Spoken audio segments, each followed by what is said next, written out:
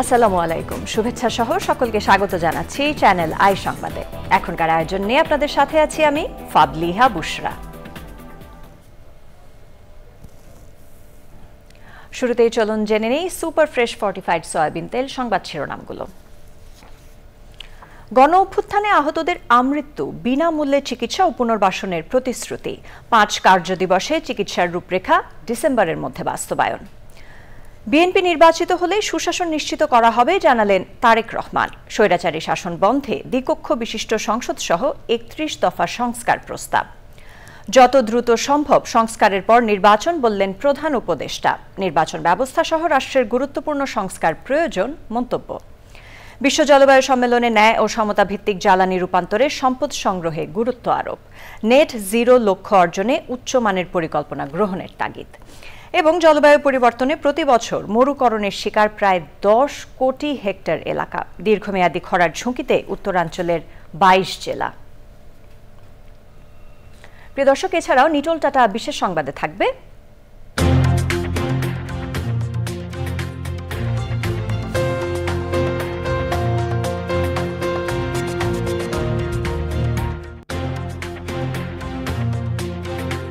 সচেতনতামূলক সাইকেল র্যালির খবর।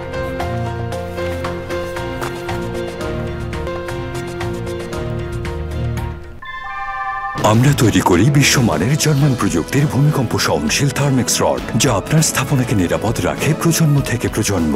সালাম স্টিল, মোস্ট ডিউরেবল স্টিল। সংবাদ শিরোনামগুলো জানাচ্ছিলাম। এখনকার এই সংবাদ আয়োজন একই সঙ্গে চ্যানেল আই এর ইউটিউব চ্যানেল এবং চ্যানেল আই এর ওটিটি প্ল্যাটফর্ম আই স্ক্রিনে লাইভ স্ট্রিম হচ্ছে। জানাবো বিস্তারিত খবর। জুলাই অগস্ট আন্দোলনে আহতদের আমৃত্যু বিনামূল্যে চিকিৎসা সেবা দেয়া হবে, করা হবে পুনর্বাসন। স্বাস্থ্য মন্ত্রণালয়ে অনুষ্ঠিত বৈঠকে জানানো হয় আগামী ৫ কর্মদিবসের মধ্যে এ বিষয়ে রূপরেখা প্রকাশ করা হবে। আহতদের দেয়া হবে বিশেষ কার্ড বা পরিচয়পত্র।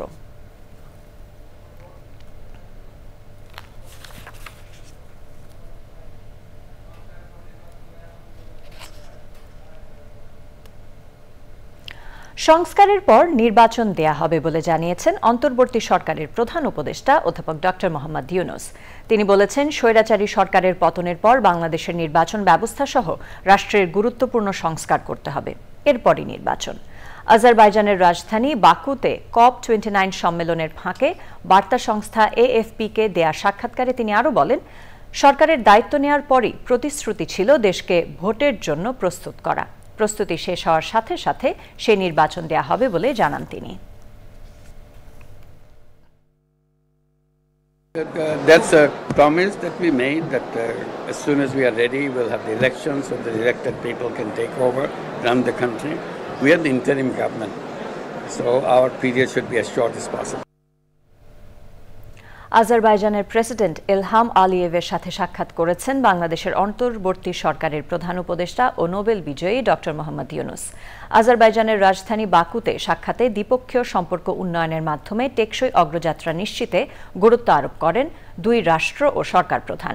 সমন্বিত উদ্যোগে ভবিষ্যতের মানবিক বাসযোগ্য ধরিত্রী বিনির্মাণে গতি পাবে বলে আশা প্রকাশ করেন তারা।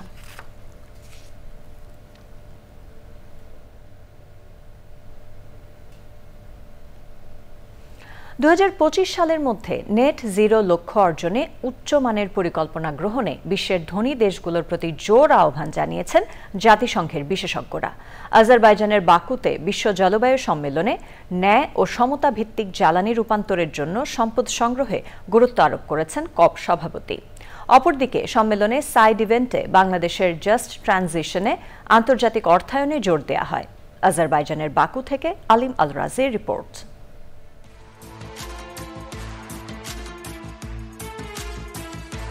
জলবায়ু অভিঘাত মোকাবেলায় নানা প্রস্তাবনা, পরিকল্পনা ও উদ্যোগের পরেও যথাযথ অর্থায়ন ঘাটতিতে প্রত্যাশার বিপরীতে প্রাপ্তির পাল্লা অনেকটাই হালকা।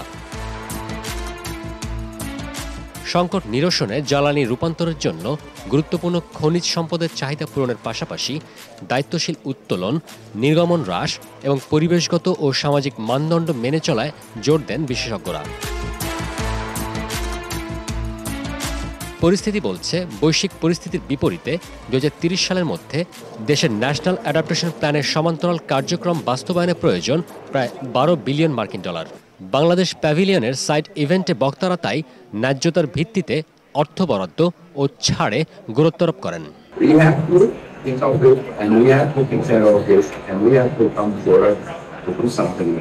যারা কার্বন নির্গমন করে তাদের মতো 13টা দেশ এখানে অনুপস্থিত। যেভাবে আলোচনা হচ্ছে কপের প্রক্রিয়া নিয়ে এখন প্রশ্ন উঠছে, অনেক দেশ নিউ পাপুয়া গিনি বের হয়ে গেছে, কালকে আর্জেন্টিনা তারা বের হয়ে গেছে।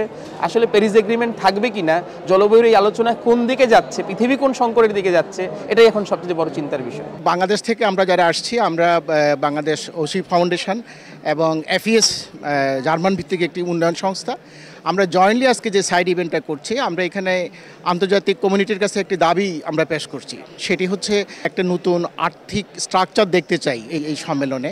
গত বছর যে just transition work programme COP29 approve হয়েছে, সেটাকে ন্যাশনাল লেভেলে কেউ ইমপ্লিমেন্টেশন করে জাস্ট ট্রানজিশন ওয়ার্ক প্রোগ্রাম, তার জন্য ডেডিকেটেড ফাইন্যান্সিং দরকার, যার ফলে ইনক্লুসিভ যে অ্যাপ্রোচটা জাস্ট ট্রানজিশনের ন্যাশনাল লেভেলে বাংলাদেশের ফিউচার যে NDC তৈরি হবে সেখানে রিফ্লেকশন হয় এবং just transition work programme advance করা যায়। জলবায়ু অভিঘাতে সবচেয়ে ঝুঁকিপূর্ণ দেশ হিসেবে অভিযোজন, প্রশমন ও জাস্ট ট্রানজিশনে ব্যাপক অর্থায়ন ও উদ্যোগের বিকল্প নেই বলে মত পরিবেশবাদী সংগঠনগুলোর। জলবায়ু পরিবর্তন বা জাস্ট ট্রানজিশন নিয়ে যখন আমরা কথা বলছি, জাস্টিস ফর ট্রানজিশন, আমরা জীবন যুদ্ধে নানা রকম জর্জরিত হচ্ছি এই ক্লাইমেট চেঞ্জের কারণে, এবং সেখানে শুধু যে উপকূলীয় অঞ্চলের লোকই সমস্যায় পড়ছেন তা না, এর সাথে অন্যরাও সমস্যায় পড়ছেন এবং সেখানে কিন্তু শ্রমিকরাও সমস্যায় পড়ছেন, তারা কাজ হারাচ্ছেন। এটা নিয়ে কিন্তু জোর আলোচনা হচ্ছে এবং আমরা সাইড ইভেন্টে এই কথাগুলো তুলে ধরছি বাংলাদেশ প্যাভিলিয়নে, এবং আমরা যারা কাজ করছি একসাথে, ঐশী ফাউন্ডেশন এবং প্রতিজন ফাউন্ডেশন, আমরা অন্যান্য ফাউন্ডেশন মিলিয়ে যখন এই কাজগুলো করছি, ভবিষ্যতে কী ধরনের অ্যাক্টিভিটিস করতে পারি এবং আমরা এই যে সমস্যা, এই সমস্যাগুলোকে আইডেন্টিফাই করা, সেটাও কিন্তু আমরা করছি। ক্লাইমেট অ্যাকশন ট্র্যাকারের বিশ্লেষণ বলছে, বর্তমান নীতিমালা অনুযায়ী 2100 সালের মধ্যে বিশ্বের তাপমাত্রা বৃদ্ধি পেতে পারে 2.7 ডিগ্রি সেলসিয়াস পর্যন্ত। তাই সভ্যতা রক্ষায় যথাযথ পদক্ষেপের দাবিতে প্রতিদিনই সম্মেলন চত্বরে বিক্ষোভ করছেন পরিবেশবাদীরা।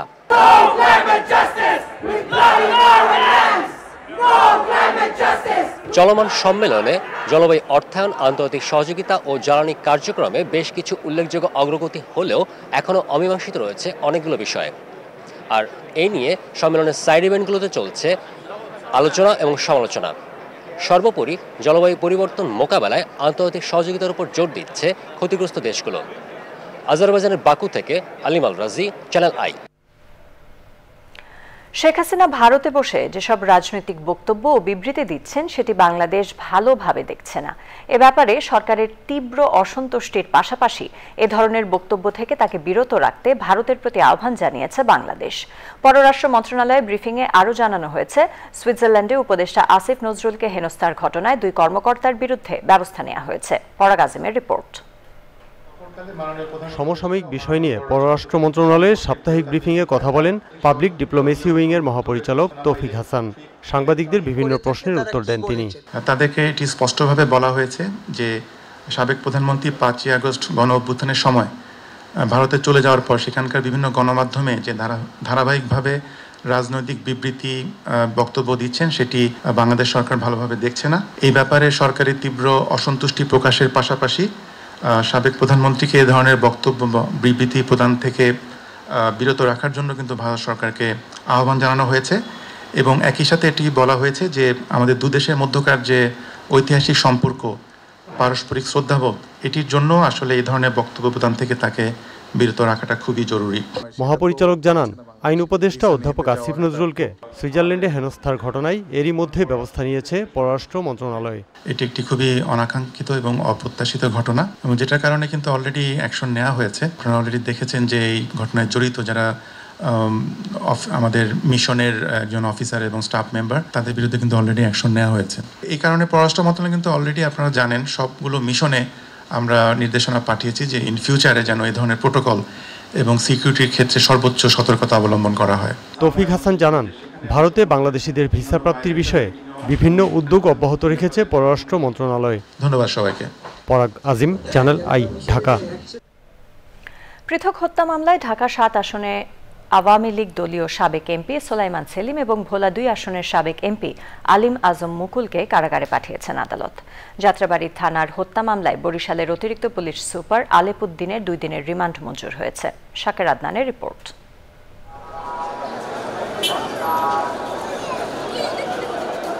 বৈষম্য বিরোধী ছাত্র আন্দোলনের সময় ছাত্র জনতা নিহতের ঘটনায় হাজী সেলিমের ছেলে ঢাকা ৭ আসনের সাবেক এমপি সোলাইমান সেলিমকে চকবাজার থানার হত্যা মামলায় গ্রেপ্তার দেখানো হয়েছে। বৃহস্পতিবার বিকেলে ঢাকার সিএমএম আদালতে তোলা হয় সোলাইমান সেলিমকে।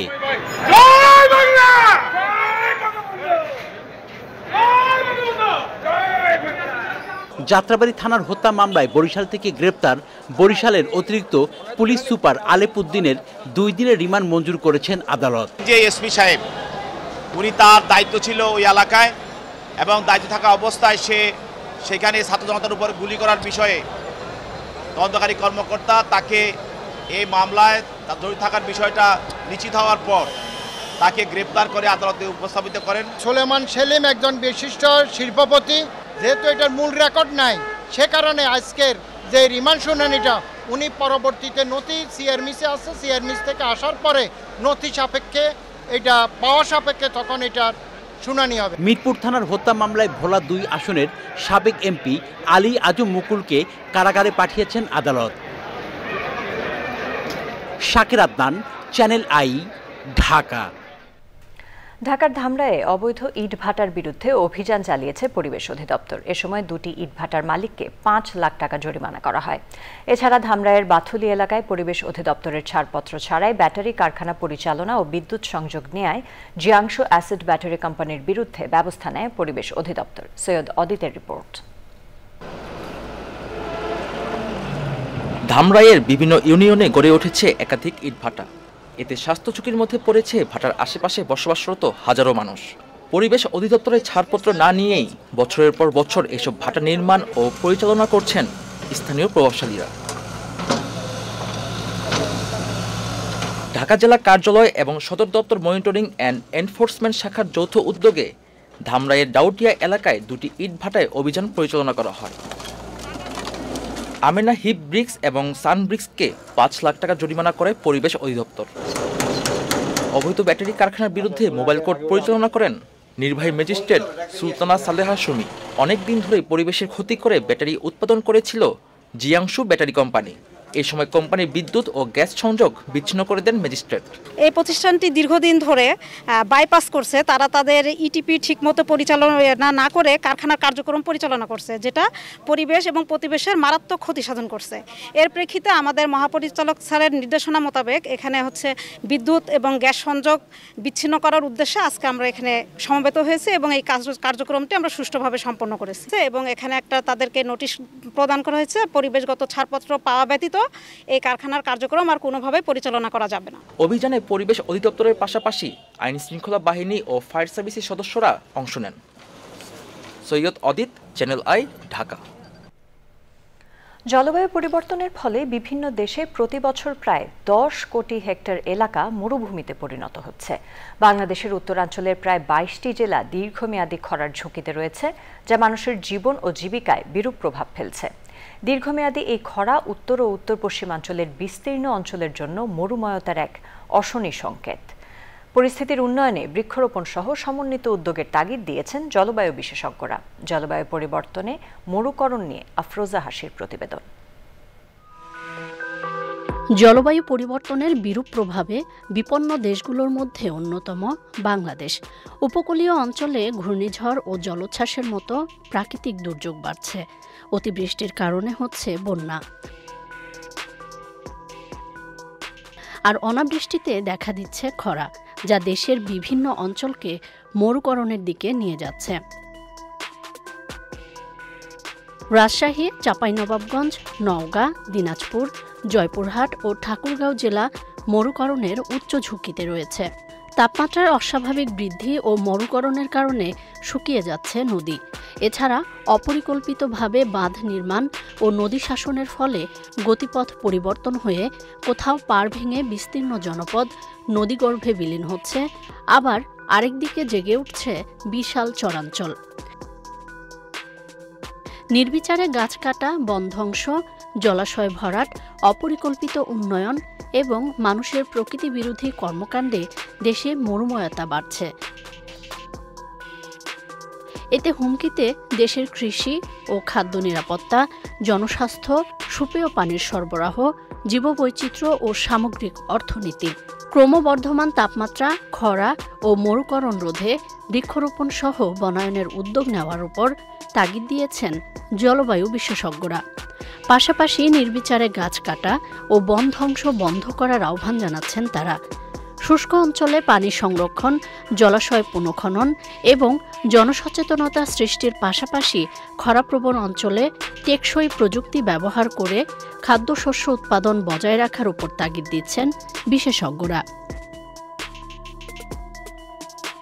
জাতীয় পর্যায়ে নীতিমালা গ্রহণের পাশাপাশি আন্তর্জাতিক পরিমণ্ডলেও খরা ও মরুময়তার মতো জলবায়ু পরিবর্তন বিষয়ক দুর্যোগ মোকাবেলায় টেকসই উদ্যোগ গ্রহণে আলোচনা ও সহযোগিতা বাড়ানো প্রয়োজন।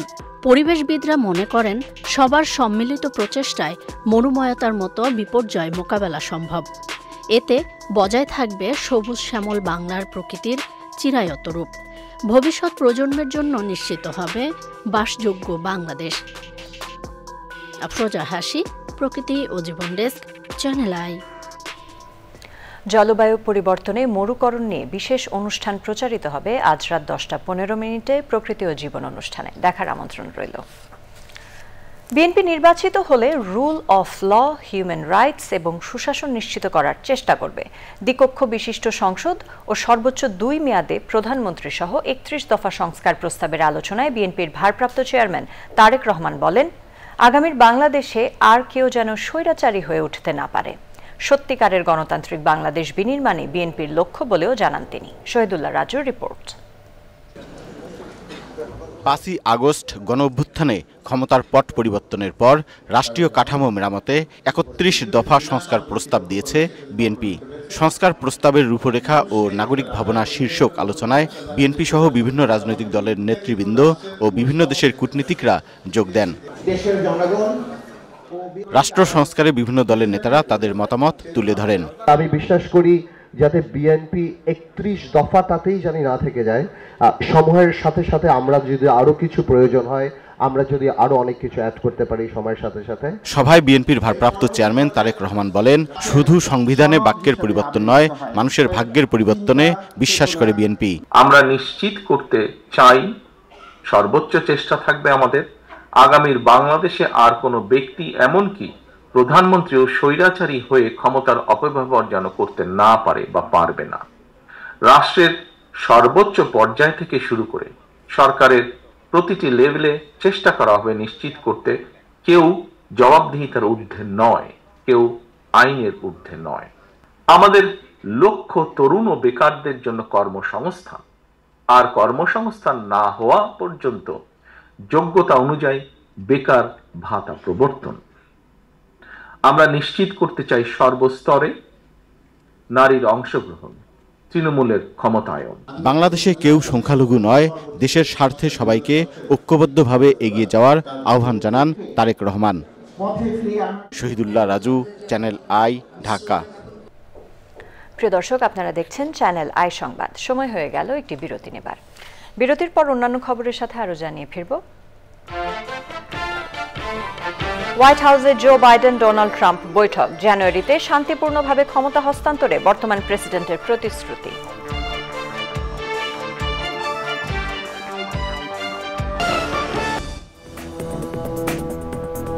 বিরতির পর সাথে থাকার জন্য ধন্যবাদ সবাইকে। যুক্তরাষ্ট্রে আগামী জানুয়ারিতে শান্তিপূর্ণভাবে ক্ষমতা হস্তান্তরের প্রতিশ্রুতি দিয়েছেন মার্কিন প্রেসিডেন্ট জো বাইডেন ও নবনির্বাচিত প্রেসিডেন্ট ডোনাল্ড ট্রাম্প। হোয়াইট হাউসের ওভাল অফিসে ট্রাম্প দেখা করতে গেলে বাইডেন তাকে আবারও নির্বাচনে জয়ী হওয়ায় স্বাগত জানান। হোয়াইট হাউসের মুখপাত্র ক্যারিন জন পিয়েরে বলেছেন, 2 ঘন্টার বৈঠকে যুক্তরাষ্ট্র ও বিশ্বের চলমান সংকট এবং মার্কিন জাতীয় নিরাপত্তা ও অভ্যন্তরীণ নীতি সহ বিভিন্ন বিষয়ে তারা কথা বলেন। হোয়াইট হাউসের জাতীয় নিরাপত্তা বিষয়ক উপদেষ্টা জ্যাক সুলিভান সাংবাদিকদের জানান, ট্রাম্প দ্রুত রাশিয়া ইউক্রেন যুদ্ধ শেষ করার প্রতিশ্রুতি দিয়েছেন। পরবর্তী অ্যাটর্নি জেনারেল হিসেবে ম্যাট গায়েটসের নাম ঘোষণা করেন ট্রাম্প, আর অভিবাসী বিভাগের প্রধান হচ্ছেন টম হোম্যান। আইস্ক্রিন সাংস্কৃতিক সংবাদ।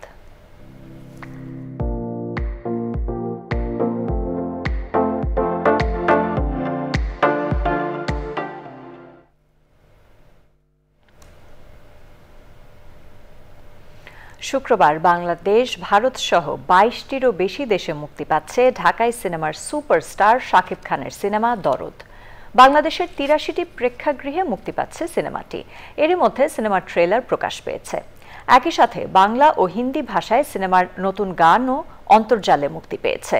প্রেমের গল্পের আবরণে সাইকো থ্রিলার ঘরানার সিনেমা দরদ। সিনেমাটি পরিচালনা করেছেন অনন্য মামুন। এতে শাকিবের সাথে জুটি বেঁধে অভিনয় করেছেন ভারতীয় অভিনেত্রী সোনাল চৌহান। নিটোল টাটা বিশেষ সংবাদ।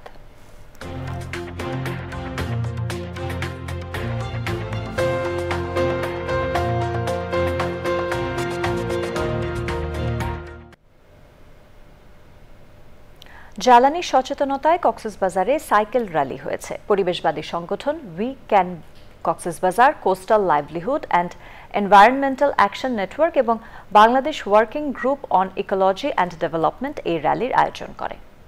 র্যালি ঘিরে সমাবেশে বক্তারা বলেন, জলবায়ু পরিবর্তন ও বৈশ্বিক উষ্ণায়নের বিরূপ প্রভাবে হুমকিতে প্রাণ প্রকৃতি।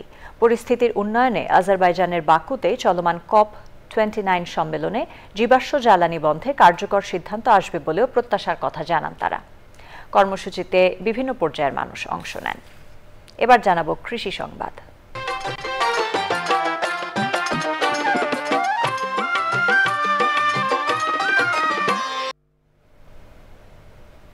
সিরাজগঞ্জের বিভিন্ন উপজেলায় তরমুজ ও ড্রাগন ফল চাষের জনপ্রিয়তা বেড়ে চলেছে। 12 মাসি তরমুজ ও ড্রাগন চাষে সাফল্য পাওয়ায় এ অঞ্চলে বেশিরভাগ কৃষকের মাঝে এসব ফল চাষে আগ্রহ বেড়েছে।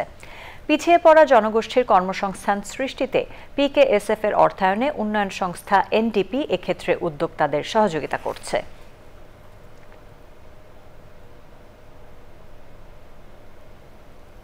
এবার রয়েছে প্রকৃতি সংবাদ।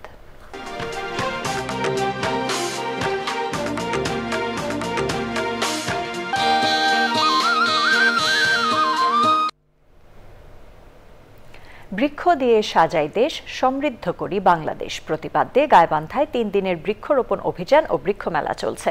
জেলা প্রশাসন ও সামাজিক বন বিভাগের যৌথ আয়োজনে স্থানীয় স্বাধীনতা প্রাঙ্গণে কর্মসূচি উদ্বোধন করেন জেলা প্রশাসক চৌধুরী মোয়াজ্জেম আহমদ। অতিরিক্ত জেলা প্রশাসক জহির ইমামের সভাপতিত্বে আলোচনায় অন্যদের মধ্যে বক্তৃতা করেন অতিরিক্ত পুলিশ সুপার আব্দুল্লাহ আল মামুন এবং বিশিষ্টজনেরা। ফলদ, বনজ ও ঔষধি সহ বিভিন্ন প্রজাতির গাছের সমাহার নিয়ে মেলায় 29টি স্টল অংশ নিয়েছে।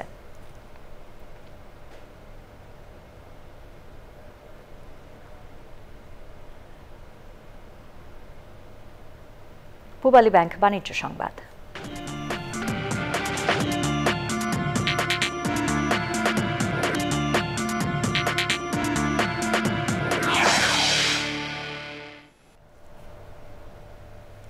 সামাজিক দায়বদ্ধতার অংশ হিসেবে হাটহাজারী সরকারি কলেজকে একটি মাইক্রোবাস দিয়েছে পূবালী ব্যাংক। একই সাথে ব্যাংকের ডিজিটাল ব্যাংকিং ক্যাম্পেইন বুথ উদ্বোধন করা হয়। অনুষ্ঠানে প্রধান অতিথি ছিলেন ব্যাংকের ব্যবস্থাপনা পরিচালক ও সিইও মোহাম্মদ আলী। হাটহাজারী সরকারি কলেজের অধ্যক্ষ প্রফেসর জাহিদ মাহমুদের সভাপতিত্বে বিশেষ অতিথি ছিলেন পূবালী ব্যাংকের চট্টগ্রাম প্রিন্সিপাল অফিসের মহাব্যবস্থাপক মোহাম্মদ আব্দুর রহিম, উপমহাব্যবস্থাপক ও এডিসি বিভাগের প্রধান মোহাম্মদ রবিউল আলম, চট্টগ্রাম উত্তর অঞ্চলের অঞ্চল প্রধান AKM মাসুদ, কলেজের উপাধ্যক্ষ গুল মোহাম্মদ, শিক্ষক পরিষদের সম্পাদক আব্দুল্লাহ আল আহসান চৌধুরী এবং অন্যরা।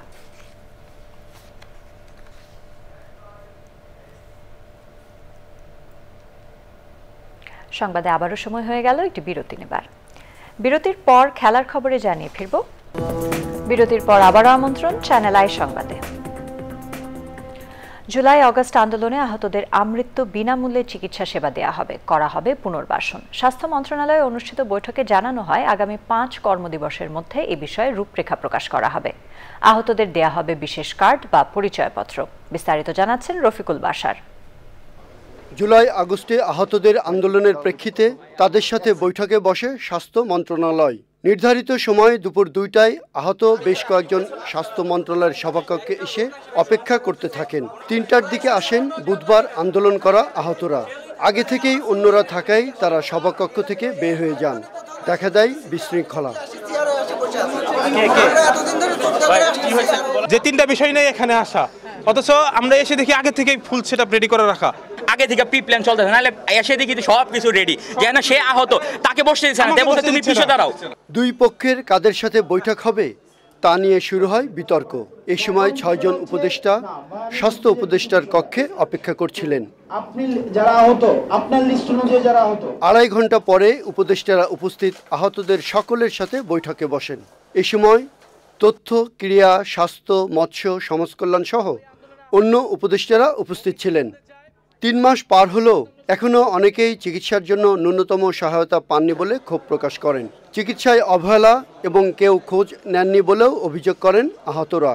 বৈঠক শেষে সিদ্ধান্তের কথা জানান প্রধান উপদেষ্টার স্বাস্থ্য বিষয়ক বিশেষ সহকারী। আহতদের চিকিৎসার জন্য আন্দোলন করতে হলো কেন? সাংবাদিকদের এমন প্রশ্নের জবাব দেন তথ্য উপদেষ্টা। সিদ্ধান্ত ও আলোচনা অনেকের মনোপুত না হয় হট্টগোলের মধ্য দিয়েই শেষ হয় বৈঠক। Rafiqul Bashar, channel I, Dhaka. এবার রয়েছে খেলার খবর। ফাইট সয়াবিন তেল সংবাদ শিরোনামগুলো জানিয়ে দিচ্ছি আরও একবার। গণ অভ্যুত্থানে আহতদের আমৃত্যু বিনামূল্যে চিকিৎসা ও পুনর্বাসনের প্রতিশ্রুতি। 5 কার্যদিবসে চিকিৎসার রূপরেখা ডিসেম্বরের মধ্যে বাস্তবায়ন। বিএনপি নির্বাচিত হলে সুশাসন নিশ্চিত করা হবে জানালেন তারেক রহমান। স্বৈরাচারী শাসন বন্ধে দ্বিকক্ষ বিশিষ্ট সংসদ সহ 31 দফা সংস্কার প্রস্তাব।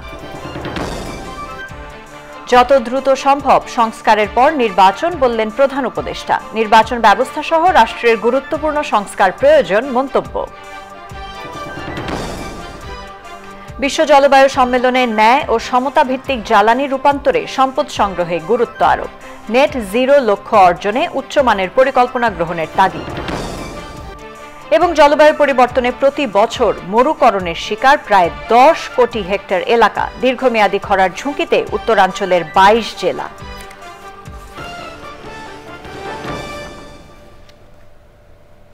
চ্যানেল আই এর সর্বশেষ সংবাদ জানতে ভিজিট করুন channelionline.com এ। যুক্ত থাকুন আমাদের সোশ্যাল মিডিয়া প্ল্যাটফর্মগুলোর সাথে। আমাদের পরবর্তী সংবাদ দেখার আমন্ত্রণ জানিয়ে শেষ করছি। ধন্যবাদ সবাইকে।